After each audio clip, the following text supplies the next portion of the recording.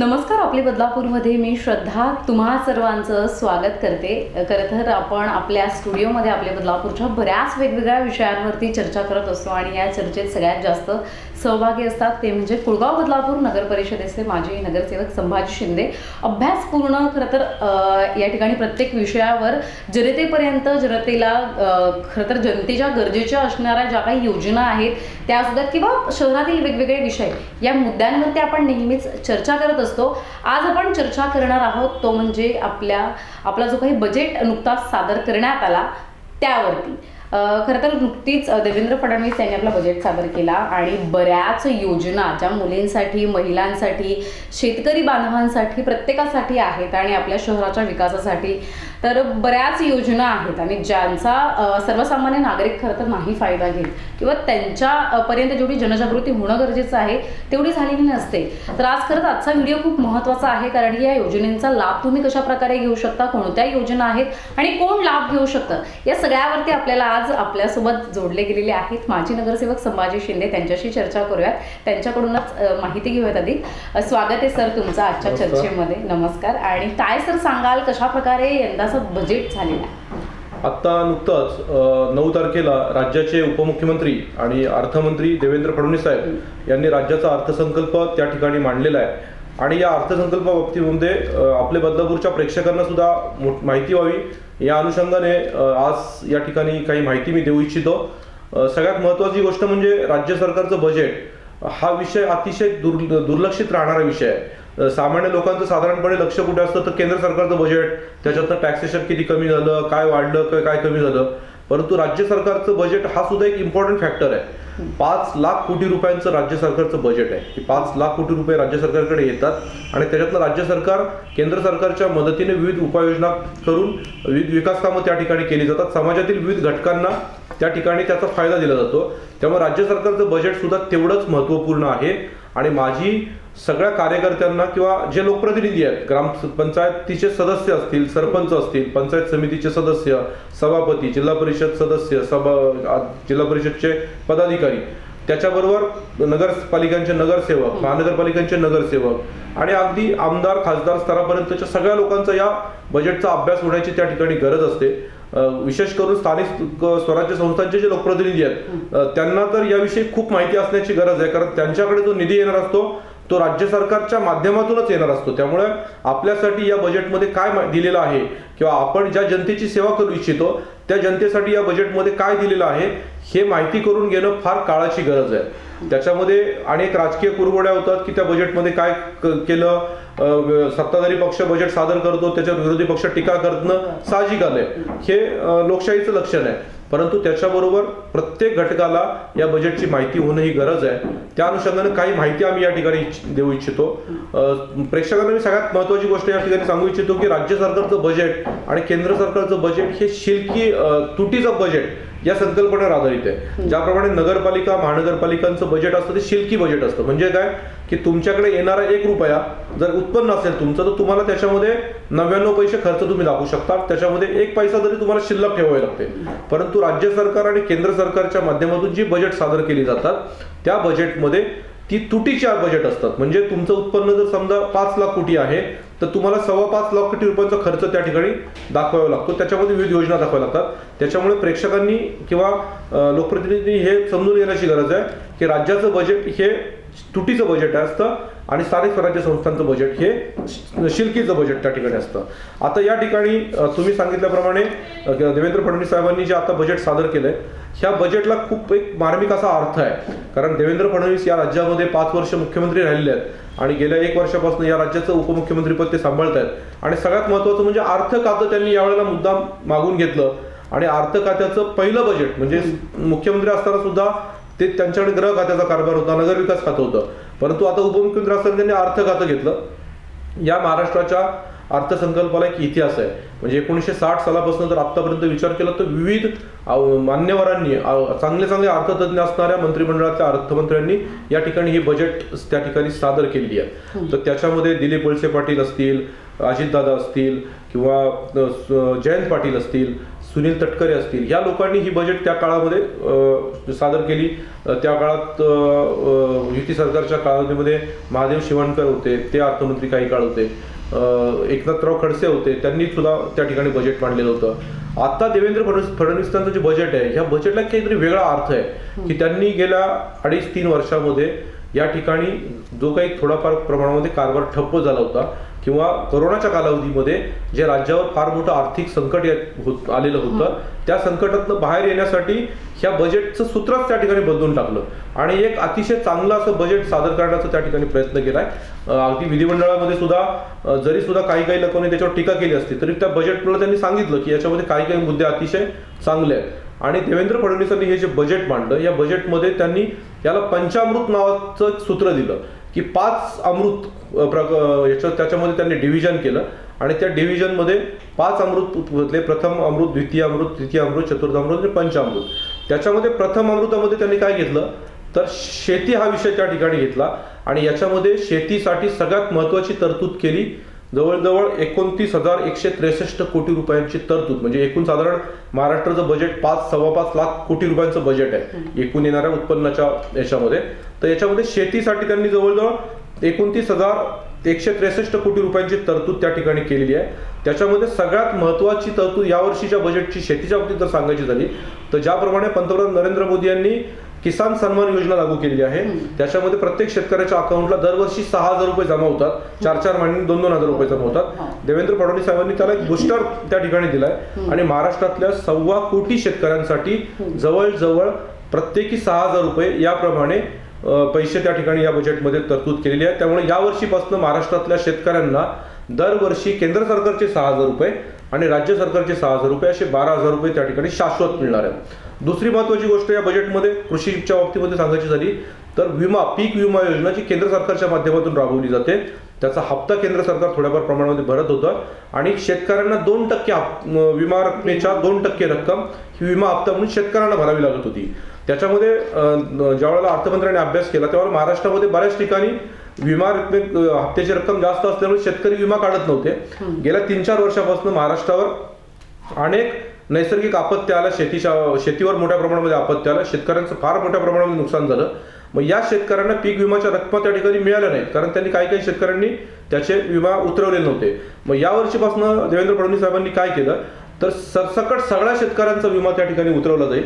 तुम्ही फक्त एक फॉर्म भरायचा आहे, ₹1 प्रीमियम त्या ठिकाणी त्याचा भरायचा आणि ₹1 प्रीमियम भरून तुम्ही त्या ठिकाणी त्याचा फॉर्म शासनाकडे जमा केला तर तुमच्या शेतामध्ये जे काही पीक असेल त्या पिकाचा 100% विमा त्या ठिकाणी उतरवला जाईल. ही शेतकऱ्यांसाठी अतिशय महत्वपूर्ण अशी संजीवनी देणारी योजना आहे. तिसरा महत्वाचा भाग आहे की जलयुक्त शिवार अभियान जे 2015 ते 2020 या कालावधीमध्ये राबवलं गेलं. या अभियानाच्या अंतर्गत महाराष्ट्रामध्ये जवळजवळ 22,000 गावांमध्ये जलयुक्त शिवारची कामं करून कोट्यावधी लिटर पाणी त्या ठिकाणी स्टॉक केलं गेलं आणि त्याचा उपयोग शेतीसाठी केला गेला. आता यावर्षी या बजेटमध्ये त्यांनी काय डिक्लेअर केलं की यावर्षी आम्ही अजून जवळजवळ राहिलेली जी 8-9 हजार गावं आहेत या गावांमध्ये ही जलयुक्त शिवार योजना त्या ठिकाणी राबवणार आहोत आणि त्या योजनेचा वापर करून आम्ही महाराष्ट्रामधलं जे शाश्वत सिंचन आहे ते सिंचन कसे वाढेल त्या अनुषंगाने सुद्धा त्या ठिकाणी प्रयत्न करणार आहोत. दुसरी शेतकऱ्यांसाठी महत्वाची योजना याच्यामध्ये अशी केली आहे की कोकण पट्ट्यामध्ये पाऊस पडतो फार मोठ्या प्रमाणामध्ये आणि हे सगळं पाणी समुद्रामध्ये निघून जातं. म्हणजे असे आपली उल्हास नदी असेल किंवा काही खोरी आहेत ज्या नद्यांची, गोदावरीचं खोरं आहे वगैरे, ह्या पट्ट्यामध्ये हे कोकणातलं पाणी जर त्या ठिकाणी वळवलं तर जवळ नाशिक, नगर, जळगाव या जिल्ह्यांना त्याचा फायदा होईल. त्याच्यामुळे हे पाणी जे नदीजोड प्रकल्प केंद्र सरकारने त्या ठिकाणी चालू केलेला आहे त्या धर्तीवर महाराष्ट्रामध्ये सुद्धा हा नदीजोड प्रकल्प जर करून कोकणातलं पाणी जर समजा पश्चिम विदर्भ, मराठवाड्यामध्ये आणि खानदेशामध्ये त्या ठिकाणी नेलं तर त्या ठिकाणी दरवर्षी जो दुष्काळ काही पट्ट्यामध्ये पडतो तो त्या ठिकाणी निघून जाईल. त्यामुळे ही एक फार महत्वपूर्ण योजना त्या ठिकाणी या शेतीच्या माध्यमातून करण्यात आलेली आहे. अजून अनेकही शेतीच्या बाबतीतल्या योजना आहेत. शेतकऱ्यांसाठी कृषी विभागाच्या वतीने फळ उत्पादन करण्यासाठी काही अनुदान असतील त्याच्यामध्ये मोठ्या प्रमाणात वाढ केलेली आहे. मागेल त्याला शेततळं, मागेल त्याला ठिबक सिंचन, मागेल त्याला ग्रीन नेट, ह्या योजना याच्यामध्ये प्रथम अमृतच्या माध्यमातून देण्यात आलेल्या आहे. अर्थात तर एकंदरीत अर्थमंत्री देवेंद्रजी फडणवीस यांनी बजेट सादर केलं आहे आणि प्रत्येकासाठी आवश्यक असणाऱ्या योजनांचा लाभ सर्वसामान्यांनी घ्यावा असं खरं तर या सरकारची इच्छा आहे आणि त्या प्रमाणात योजना पंचामृत म्हणून सादर करण्यात आलेल्या आहेत. त्यातला प्रथम अमृत आपण पाहिलं, ज्याच्यामध्ये शेतकऱ्यांसाठी ज्या काही उपयुक्त योजना आहेत त्या आपल्याला संभाजी शिंदे सरांनी सांगितलं. आपण आता द्वितीय अमृत योजना जी आहे त्याच्यामध्ये नेमकी कोणासाठी काय योजना आहेत त्याच्यावरती चर्चा करूयात. काय योजना आहे द्वितीय अमृत सुद्धा अतिशय महत्वपूर्ण योजना आहे. समाजातल्या तळागाळातला जो घटक आहे म्हणजे अंत्योदयचा घटक आहे, या घटकाच्या योजना याच्यासाठी ही योजना फार महत्वपूर्ण आहे. याच्यासाठी जवळजवळ 43,036 कोटी रुपयांची तरतूद या बजेटमध्ये फार शाश्वत अशी तरतूद करण्यात आलेली आहे. याच्यात सगळ्यात पहिली महत्वाची गोष्ट जर सांगायची झाली तर संजय गांधी निराधार योजना आणि श्रावणबाळ योजना ज्या समाजातल्या तळागाळातल्या विधवा आहेत, परित्यक्त्या आहेत, यांच्यासाठी 1,000 रुपयांचं अनुदान शासन देत होतं. त्याच्यामध्ये वाढ करून ते आता 1,500 रुपये प्रति माह करण्यात आलेलं आहे. ती त्यांच्यासाठी फार महत्वपूर्ण गोष्ट आहे. दुसरी लेक लाडकी योजना ही एक फार महत्वपूर्ण योजना या ठिकाणी जाहीर केली आहे. सध्या मुलांचं आणि मुलींच्या जे जन्माचं प्रमाण आहे याच्यामध्ये खूप तफावत सध्या होते आहे आणि ही तफावत दूर करण्यासाठी आणि मुलींना जन्म देण्यासाठी प्रोत्साहन देण्यासाठी किंवा त्यांच्या बाबतीमध्ये चांगली भूमिका घेण्यासाठी लेक लाडकी योजना या ठिकाणी केलेली आहे. ज्याच्याकडे पिवळं आणि केशरी रेशन कार्ड असेल अशा व्यक्तीच्या घरामध्ये जर मुलगी जन्माला आली तर त्याला मुली जन्माला आल्याच्या बरोबर 4,000 रुपये त्या ठिकाणी अनुदान दिलं जाईल. ती मुलगी पहिलीत गेल्यानंतर परत 4,000 रुपये तिला दिले जातील. ती मुलगी 6वी मध्ये गेल्यानंतर 6,000 रुपये दिले जातील आणि ती मुलगी 11वीला गेल्यानंतर तिला 8,000 रुपये दिले जातील आणि 18 वर्ष पूर्ण झाल्याच्या नंतर तिला 75,000 रुपये त्या ठिकाणी दिले जातील.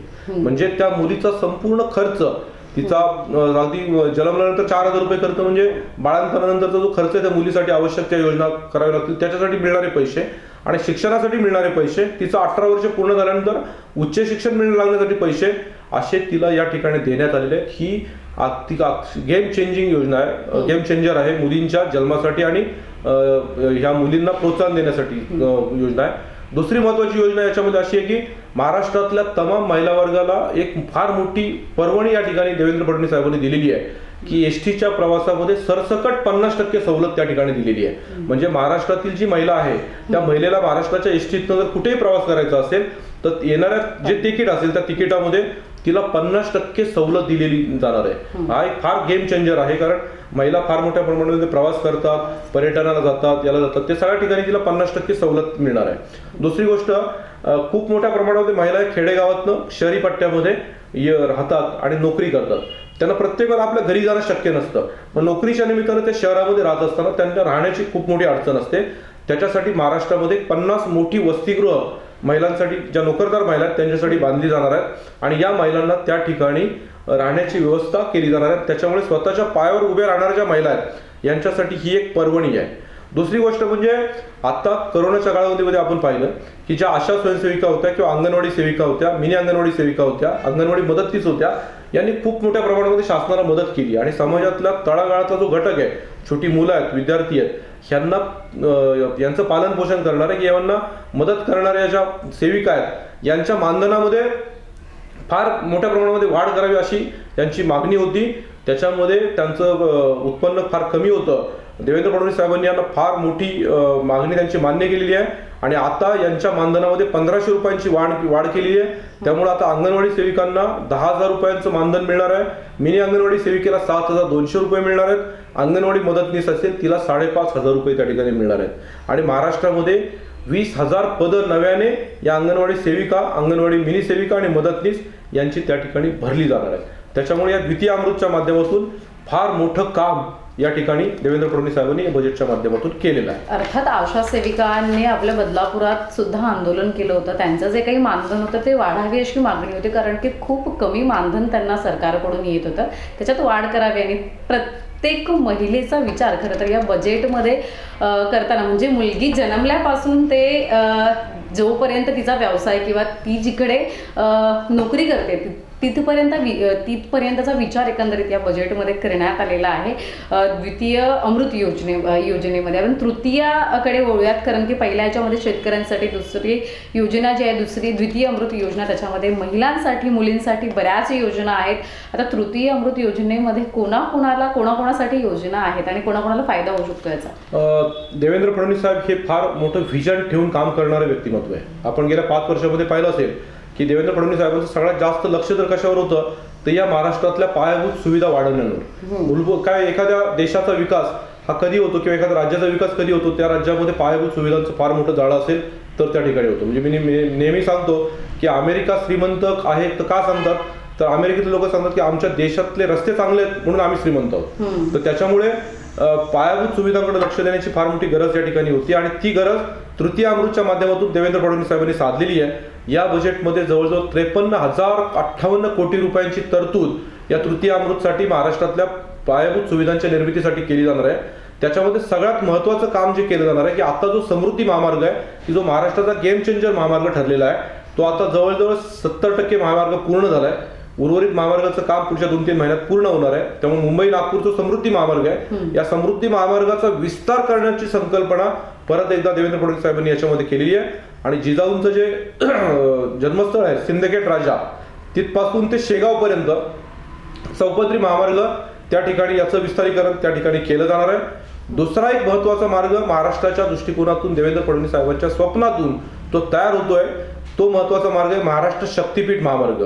हा महामार्ग वर्धा जिल्ह्यातील पवनार ते सिंधुदुर्ग जिल्ह्यातील पात्रादेवी म्हणजे नागपूर ते गोवा हा असा साधारण महामार्ग आहे. आणि याच्यासाठी टोटल बजेट आहे 86,300 कोटी रुपयांचं टोटल बजेट आहे. पुढच्या 5 वर्षामध्ये तो महामार्ग पूर्ण होणार आहे. या वर्षीच्या बजेटमध्ये त्याच्यासाठी भरीव अशी तरतूद करून यावर्षी त्या महामार्गाचं भूसंपादनाचं काम चालू होईल या अनुषंगाने त्या ठिकाणी प्रयत्न केले जाणार आहे.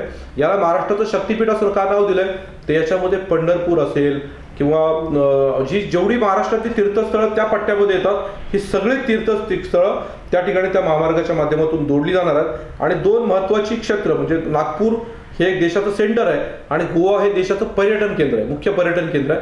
ह्या 2 शहरांना जोडणारा हा महामार्ग महाराष्ट्रातल्या जवळजवळ 10 ते 12 जिल्ह्यांमधून जाणार आहे. या जिल्ह्यांचा कायापालट त्या ठिकाणी होणार आहे. दुसरा महत्वाचा गोष्ट म्हणजे मुंबई पुणे द्रुतगती महामार्ग जो पूर्णत्वाला आलेला आहे, त्याची जी मिसिंग लिंक आहे खोपोली ते खंडाळा, त्या ठिकाणीचं काम पूर्ण केलं जाणार आहे. म्हणजे आता मुंबई पुणे प्रवास सध्या साधारण 2.5 ते 3 तास लागतात, त्याचा अर्धा तास त्या ठिकाणी वाचणार आहे, कारण घाटामध्ये फार मोठ्या प्रमाणात ट्रॅफिकचा प्रॉब्लेम होतो. आणि मिसिंग लिंकचं काम चालू आहे. देशात नव्हे तर जगामध्ये सगळ्यात रुंद बोगद्यांची कामं त्या ठिकाणी चालू आहेत. 12 किलोमीटरचे बोगदे आहेत, त्यातला 9 किलोमीटर बोगदा अंडरग्राऊंड आहे आणि सगळ्यात रुंद म्हणजे 4 लेन एक बोगदा दुसरा 4 लेन एवढा रुंद बोगदा जगामध्ये कुठेच नाही. असं मिसिंग लिंकचं काम जवळजवळ 70% पूर्ण झालंय. या वर्षाच्या डिसेंबर पर्यंत ते पूर्ण करण्याचा संकल्प देवेंद्र फडणवीस साहेबांनी याच्यामध्ये घेतलेला आहे. कोकणासाठी एक विशेष करून विरार ते अलिबाग जो मल्टीमॉडल कॉरिडॉर आहे त्याचा आपण नेहमी ऐकतो. या वर्षीपासून देवेंद्र फडणवीस साहेबांनी त्या याच्यावर काम करायचं ठरवलंय. 40,000 कोटी रुपयांचा हा प्रकल्प आहे. त्याची सुरुवात काही पट्ट्यामध्ये झालेली आहे, परंतु अगदी फास्ट ट्रॅकवर हा विरार ते अलिबाग मल्टीमॉडल कॉरिडॉर की ज्याच्यातनं मेट्रो, तुमची रेल्वे, रस्ते या सगळ्या गोष्टींचा या कॉरिडॉरमधनं जाणार आहे. तो एक प्रकल्प फार मोठा आहे. आणि याच्यामध्ये महाराष्ट्रातल्या सगळ्या 18,000 किलोमीटर रस्त्यांसाठी जवळजवळ 4,500 कोटी रुपयांची तरतूद व त्याच्यामध्ये ग्रामीण रस्ते असतील, शहरी पट्ट्यातले रस्ते असतील, याच्यासाठी त्या ठिकाणी करण्यात आलेली आहे. महाराष्ट्रातला बराच भाग हा आदिवासी भाग आहे. त्याच्यामुळे या आदिवासी भागातले जे रस्ते आहेत, काही छोटे छोटे पाडे असतात, 15 घरं असतात, 20 घरं असतात, 25 घरं असतात. ठाणे जिल्ह्यामध्ये मोठ्या प्रमाणामध्ये आदिवासी भाग आहे, पालघर जिल्ह्यामध्ये आहे, धुळे आहे, नंदुरबार आहे. या सगळ्या जिल्ह्यांमधले जे आदिवासी पाडे आहेत, ह्या आदिवासी पाड्यांना 12माही रस्त्याने काय होतं, पावसाळ्यामध्ये हे आदिवासी शहरापर्यंत पोहोचू शकत नाहीत. मग त्यांना आरोग्याच्या सुविधा असतील, शैक्षणिक सुविधा असतील, या रस्त्यांमुळे त्यांना त्रास होतो. म्हणून बिरसा मुंडा जे आदिवासी समाजातले फार मोठे व्यक्तिमत्व आहे, त्यांच्या नावाने बिरसा मुंडा जोड रस्ता योजना नावाची योजना देवेंद्र फडणवीस साहेबांनी या अर्थसंकल्पामध्ये दिलेली आहे. त्यामुळे महाराष्ट्रातला प्रत्येक आदिवासी पाडा हा पक्क्या रस्त्याने, 12माही रस्त्याने हा नजीकच्या शहराशी त्या ठिकाणी जोडला जाणार आहे. अशी ही तृतीय अमृत योजना त्या ठिकाणी आहे. अर्थात म्हणजे पायाभूत सुविधा या योग्य प्रमाणे होणार असल्यामुळे प्रवास खरं तर नागरिकांचा, रहिवाशांचा सुखकर होणार आहे असं म्हणायला हरकत नाही. चतुर्थ अमृत योजना यामध्ये काय आहे? याच्यामध्ये महत्वाची गोष्ट म्हणजे काय की आवास योजना पंतप्रधान आवास योजना जी आहे या आवास योजनेचं एक्सटेन्शन याच्यामध्ये त्यांनी घेतलेलं आहे. याच्यासाठी फार मोठी तरतूद त्यांनी केली 12,000 कोटी रुपयांची. या राज्यातला जो ओबीसी समाज आहे की जो समाज घरकुलांपासून वंचित आहे. महाराष्ट्रामध्ये तुम्ही पाहिलं तर बऱ्याच ठिकाणी खेडेगावांमध्ये सुद्धा अजून कुडाची घरं आहेत, मातीची घरं आहेत, कौलाची घरं आहेत. देवेंद्र फडणवीस साहेबांनी यावर्षीपासून ठरवलंय की ज्याप्रमाणे पंतप्रधान आवास योजना आहे की जी ग्रामीण भागामध्ये अजूनही चालू आहे, ज्याच्यात 2.5 लाख रुपये लोकांना त्या ठिकाणी मिळतात आणि त्याचा फार मोठ्या प्रमाणामध्ये लाभ होऊन लोक सिमेंट कॉन्क्रीटच्या घरामध्ये राहायला गेलेली आहेत. तर त्या धर्तीवर त्यांनी आता नरेंद्र मोदी आवास योजना नावाची राज्य सरकारची एक योजना ओबीसी समाजासाठी जाहीर केली आहे आणि त्याच्यामध्ये यावर्षी ते 10 लाख घरं बांधणार आहेत. त्याच्यासाठी 12,000 कोटी रुपयांची तरतूद त्या ठिकाणी केली आहे. म्हणजे साधारणपणे एखादा लाभार्थी असेल तर त्याला केंद्र सरकारकडनं जर 2.5 लाख रुपये मिळणार असतील तर राज्य सरकारकडनं त्याला 1,20,000 रुपये प्रत्येक घरामागे म्हणजे 3,70,000 रुपये त्या ठिकाणी मिळतील. त्याच्यामुळे त्याचं जे कुडाचं घर असेल किंवा कौलाचं घर असेल किंवा कच्चं घर असेल या घराचं आरसीसीच्या घरामध्ये कॉन्क्रीटच्या घरामध्ये त्या ठिकाणी रूपांतर होईल. दुसरी महत्वाची गोष्ट म्हणजे विद्यार्थ्यांसाठी या चतुर्धामृतमध्ये एक योजना अशी दिलेली आहे की 5वी ते 7वीच्या मुलांना आतापर्यंत साधारणपणे 1,000 रुपये शिष्यवृत्ती मिळायची. जे 5वी आणि 7वीचे जे टॅलेंटेड विद्यार्थी असतात त्यांची राज्य सरकारच्या माध्यमातून शिष्यवृत्ती परीक्षा घेतली जाते आणि त्या विद्यार्थ्यांना 1,000 रुपये त्या ठिकाणी शिष्यवृत्ती दिली जाते. ती यावर्षीपासून 5,000 रुपये करण्यात आली आहे. म्हणजे 5 पट त्याच्यामध्ये वाढ केलेली आहे. 8वी ते 10वीचे जे विद्यार्थी आहेत त्यांना 1,500 रुपये शिष्यवृत्ती आतापर्यंत होती, ती त्यांना आता 7,500 रुपये शिष्यवृत्ती त्या ठिकाणी तैनात करण्यात आलेली आहे. त्याच्याच बरोबर स्थानिक स्वराज्य संस्थेमधील जे विद्यार्थी शाळेमध्ये शिकतात, समजा बदलापूर नगरपालिकेची शाळा आहे, ज्या स्थानिक स्वराज्य संस्थांच्या जिल्हा परिषदच्या शाळा आहेत, या सगळ्या शाळेतील विद्यार्थ्यांना आता शासनाच्या वतीने मोफत गणवेश वाटप त्या ठिकाणी करण्यात येणार आहे. त्याच्यामुळे आता त्यांच्या पालकांवर ते बर्डन राहणार नाही. ही मुलं शाळेत येताना एक स्वच्छ अगदी टापटिपीत अशी कपडे घालून त्या ठिकाणी शाळेत येतील. त्या प्रत्येक विद्यार्थ्याला त्या ठिकाणी गणवेश दिला जाणार आहे. दुसरी गोष्ट, या सगळ्या विद्यार्थ्यांना शिकवणारा एक वर्ग आहे फार मोठा, शिक्षक नावाचा वर्ग जो आहे. या शिक्षकांमध्ये शिक्षण सेवक म्हणून एक प्रकार आहे की जे लोक नवीन जॉईनिंग होतात, या नवीन जॉईनिंग झालेल्या जे शिक्षक असतील या शिक्षकांना फार तुटपुंज मानधन पूर्वी त्या ठिकाणी होतं. प्राथमिक शाळेतला शिक्षण सेवक असेल तर त्याला 6,000 रुपये मिळत होते. ते 6,000 रुपयावर यावर्षी डायरेक्ट 16,000 रुपये करण्यात आले. म्हणजे 10,000 रुपयांची घसघशीत वाढ त्या पद्धतीने केली आहे. माध्यमिक शिक्षण जे आहे शिक्षण सेवक त्यांना 8,000 रुपयाचं मानधन आतापर्यंत मिळत होतं, त्यांना 18,000 रुपयांचं मानधन त्या ठिकाणी मिळणार आहे. आणि माध्यमिक शिक्षण सेवेमध्ये जे काम करत होते त्यांना 9,000 रुपये मिळत होते, त्यांना यावर्षीपासून डायरेक्ट 20,000 रुपयांचं म्हणजे उच्च माध्यमिक त्याच्यामध्ये जे 11वी-12वीची मुलं असतात त्यांना जे शिक्षण सेवक शिकवतात त्यांना 9,000 रुपये मिळत होते, त्यांना यावर्षीपासून 20,000 रुपयांचं मानधन त्या ठिकाणी मिळणार आहे. त्याच्यामुळे विद्यार्थ्यांना शिकवणारा जो वर्ग आहे तो सुद्धा याच्यामध्ये खूप मोठ्या प्रमाणामध्ये खुश झालेला आहे. यातलं 5वं अमृत पण मी लगेच त्या ठिकाणी सांगतो, कारण त्यातले काही छोटे मुद्दे आहेत. पर्यावरण पूरक विकासाचं ध्येय आता समोर ठेवलेलं आहे, कारण आता इथून पुढे कुठलाही विकास करायचा असेल तर तो पर्यावरण पूरक केला पाहिजे. ग्लोबल वॉर्मिंग वगैरे या गोष्टीत आपण शिकलेलो आहे. निसर्गाची वेगळी येणारी संकट, याच्यामुळे पर्यावरण पूरक विकास करण्यासाठी सगळ्यात महत्वाचं म्हणजे त्याच्यासाठी 13,400 कोटी रुपयांची तरतूद या बजेटमध्ये केलेली आहे.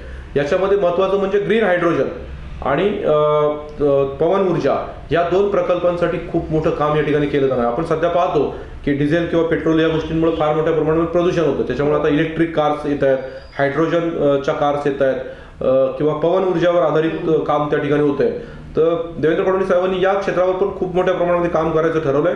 महाराष्ट्रात याच्यामध्ये जवळजवळ 75,000 कोटी रुपयांची गुंतवणूक आता या वर्षामध्ये राज्यामध्ये येणं अपेक्षित आहे. याच्यामध्ये महत्वाचं काम काय केलं जाणार तर महाराष्ट्रातल्या 20,000 ग्रामपंचायती ज्या आहेत याच्यामध्ये सौर ऊर्जेचे प्रकल्प त्या ठिकाणी केले जाणार आहे. सौर ऊर्जा ही आपल्याला निसर्गाने मिळणारी ऊर्जा आहे, त्याचा उपयोग जर करून आपण घेतला तर आपल्याला ज्या पारंपरिक म्हणजे ऊर्जा स्रोत आहे त्याचा त्या ठिकाणी निर्मिती केली जाईल, करता येईल. आणि याच्यामध्ये नैसर्गिक जी साधनं आहेत त्यांचा उपयोग करून आपल्याला ऊर्जा निर्मितीच्या क्षेत्रात जाता येईल. त्याच्यामुळे प्रदूषण कमी होईल. आपण पाहतो की महाराष्ट्रामधले मुंबई असेल, पुणे असेल, नागपूर असेल, ही शहरं सध्या प्रदूषणाच्या पातळीमध्ये प्रचंड मोठ्या प्रमाणामध्ये पुढे आहे. त्यामुळे या शहरांमध्ये जर काम करायचं असेल तर खऱ्या अर्थानं पर्यावरणपूरक इंधन वापरणारी वाहनं जर या शहरामध्ये आली, त्याच्यामध्ये मेट्रो प्रकल्प असतील किंवा या सगळ्या गोष्टींचा जर अभ्यास केला तर त्या गोष्टींचा जर अंतर्भाव केला तर निश्चितपणे महाराष्ट्र प्रदूषण कमी होण्याच्या दृष्टिकोनातून फार मोठा प्रयत्न त्या ठिकाणी केला जाणार आहे. त्याच्यामुळे हे पंचम अमृत योजना ही सुद्धा त्या ठिकाणी फार महत्वाची आहे. याच्यातल्या काही मेट्रोच्या बाबतीमध्ये मी तुम्हाला सांगू इच्छितो की महाराष्ट्रामध्ये मेट्रोचं जाळं, देशामध्ये सगळ्यात जास्त मेट्रोचं जाळं विस्तार असणारं महाराष्ट्र हे राज्य आहे. त्याच्यामध्ये आता पुण्यामध्ये मेट्रो चालू आहे, नागपूरला मेट्रो चालू आहे, पिंपरी चिंचवड असेल, त्याच्यानंतर मुंबईला मेट्रोचं फार मोठ्या प्रमाणात काम चालू आहे. आता या बजेटमध्ये देवेंद्र फडणवीस साहेबांनी दुसरी महत्वाची गोष्ट घेतली आहे की ठाणे शहराचा जो सर्क्युलर मेट्रो प्रकल्प आहे तो त्याच्यामध्ये त्यांनी घेतलेला आहे की इंटरनल की ठाणे मुंबईवर ठाण्याला जी मेट्रो येते ह्या मेट्रोला इंटर कनेक्टिव्हिटी असावी म्हणून ठाणे शहरामध्ये इंटरनल मेट्रो त्यांनी त्या ठिकाणी घेतलेली आहे आणि त्याच्यासाठी मोठी तरतूद या अर्थसंकल्पामध्ये केलेली आहे. नाशिक शहरामध्ये मेट्रो निओ प्रकल्प नावाचा एक मेट्रो प्रकल्प त्या ठिकाणी आणतो. ही मेट्रो निओ एक नवीन कन्सेप्ट आहे मेट्रो मधला, तो नाशिक शहरामध्ये त्या ठिकाणी आणून नाशिक शहराची जी अंतर्गत व्यवस्था आहे वाहतूक व्यवस्था त्याचं बळकटीकरण करण्याचं काम त्या ठिकाणी केलं जाणार आहे.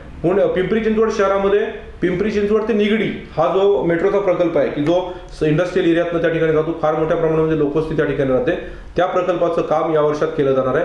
शिवाजीनगर ते हिंजेवडी, स्वारगेट ते कात्रज ह्या पुणे शहरातल्या महत्वपूर्ण मेट्रोची कामं त्या ठिकाणी केली जाणार आहेत. नागपूर मेट्रोच्या दुसऱ्या टप्प्याचं काम यावर्षी त्या ठिकाणी चालू होणार आहे. त्यामुळे या मेट्रोच्या विस्तारामुळे महाराष्ट्रातली ही जी शहरं आहेत ही महाराष्ट्रातली खरी मेट्रोपॉलिटन शहर आहेत, या शहरांचा वाहतूक सोडवण्याच्या दृष्टिकोनातून खूप महत्वाचं काम होईल.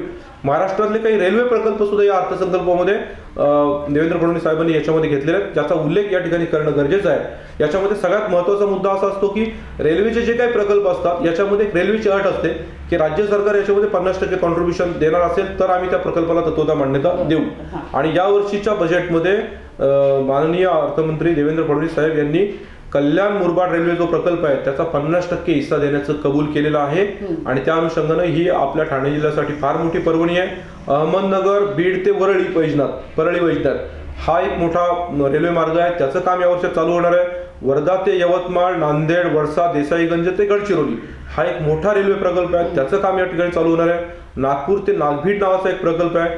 आपल्या ठाणे जिल्ह्यासाठी आवश्यक असणारा पनवेल ते कर्जत, ठाणे आणि रायगड जिल्ह्यासाठी आवश्यक असणारा पनवेल ते कर्जत एक नवीन ट्रॅकचं काम त्या ठिकाणी चालू आहे.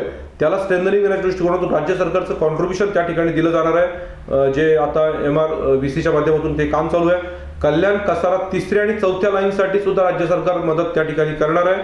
कल्याण बदलापूर 3ऱ्या 4थ्या लाईनीसाठी सुद्धा त्या ठिकाणी मदत केली जाणार आहे. आणि शिर्डी विमानतळासाठी 527 कोटी रुपये या वर्षात दिले जाणार आहे. शिर्डी हे आपल्या सगळ्यांचं एक मोठं भाविक स्थान आहे. साईबाबांच्या दर्शनासाठी दरवर्षी करोडो लोक त्या ठिकाणी जातात.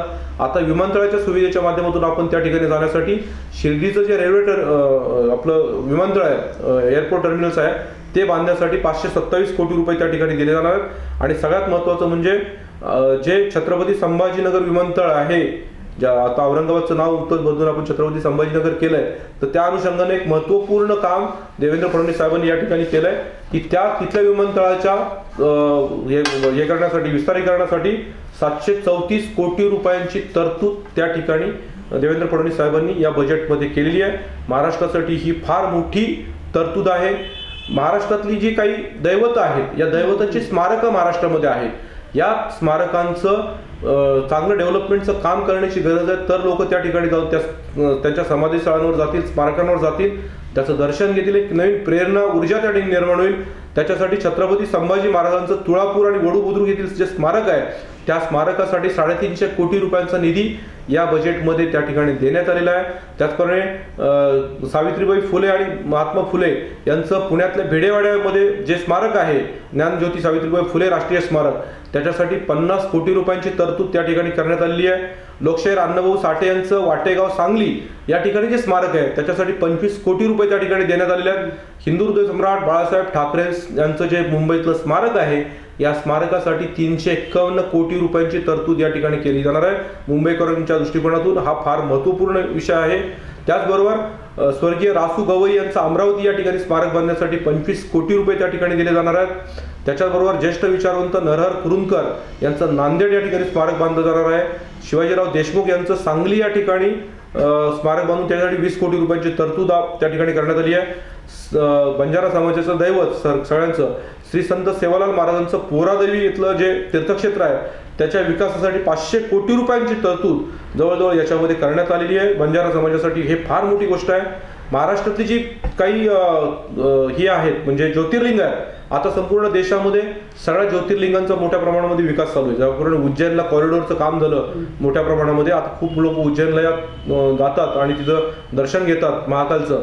त्याप्रमाणे महाराष्ट्रामध्ये भीमाशंकर, त्र्यंबकेश्वर, घृष्णेश्वर, औंढा नागनाथ आणि वैजनाथ या 5ही ज्योतिर्लिंगांच्या साठी 300 कोटी रुपयांची तरतूद त्या ठिकाणी या बजेटमध्ये करण्यात आलेली आहे.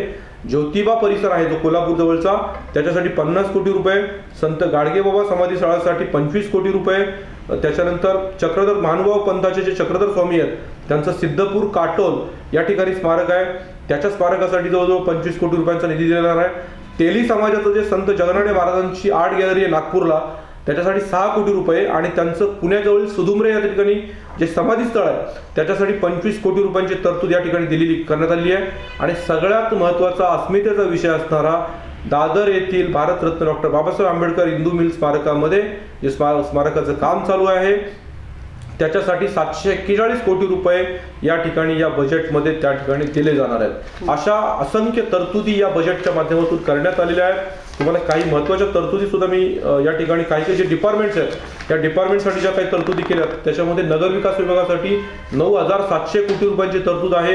त्याच्यानंतर सार्वजनिक बांधकाम विभागासाठी जवळजवळ 14,000 कोटी रुपयांची तरतूद त्या ठिकाणी करण्यात आलेली आहे. इतर आरोग्य विभागासाठी 29,000 कोटी रुपयांची तरतूद त्या ठिकाणी केलेली आहे. या सगळ्यांचा जर विचार केला तर अगदी संतुलित विकास साधण्याचा प्रयत्न सगळ्या विभागांसाठी केलेला आहे. महाराष्ट्राचं बजेट हे 5 लाख कोटींचं बजेट आहे, आणि या 5 लाख कोटीच्या बजेटमध्ये केंद्र सरकारच्या माध्यमातून जे काही थोडंफार अनुदान अजून मिळतं त्याची भर पडल्यानंतर महाराष्ट्राचा एक शाश्वत विकास होण्याच्या दृष्टिकोनातून देवेंद्र फडणवीस साहेबांनी एक चांगला प्रयत्न या ठिकाणी केलेला आहे.